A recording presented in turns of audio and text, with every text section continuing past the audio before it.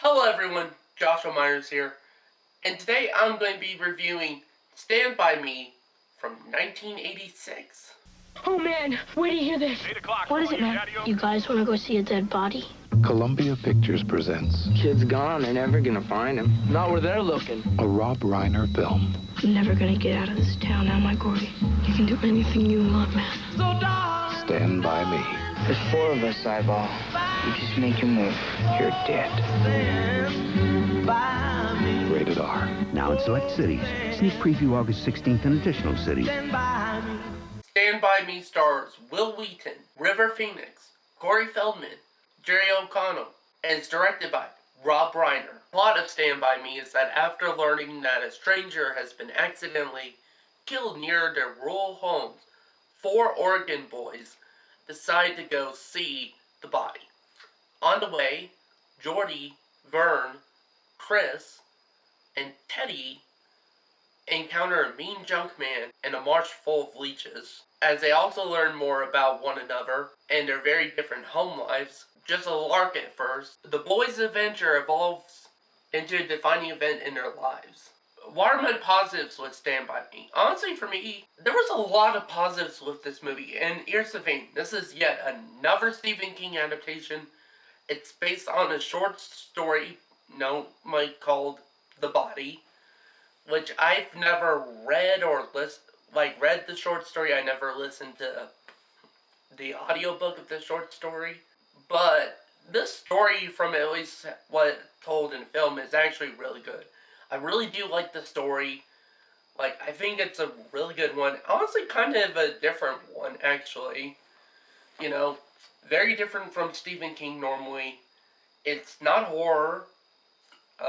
There's some elements in the story that I guess you could consider somewhat horror, or at least have somewhat of a horror vibe in some places. But it's not like a main focus, and I did like that. It was kind of a breath of fresh air for me as far as a Stephen King movie is concerned. I like the characters, especially the main group, actually.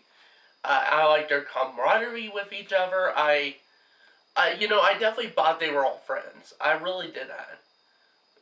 So, and how they cared for one another. And honestly, as far as story-wise, I do like that this story is simple.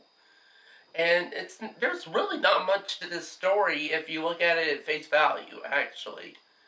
Because it's all it really is these group of kids just going out to see a dead body. That's really it.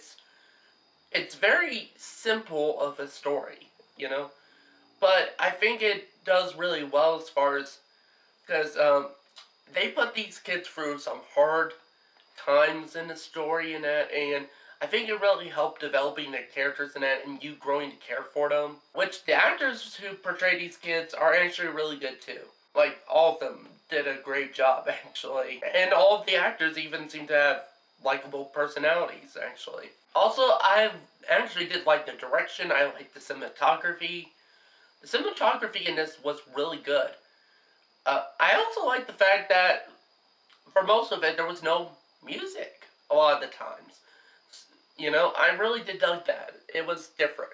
And I think it was used effectively. I liked just the way the film looked in general. And honestly, I really loved the pacing in this movie for the most part. I will admit there is some issues with the pacing, but honestly, I would say that's just kind of nitpick. But for me, the pacing in this movie was really good.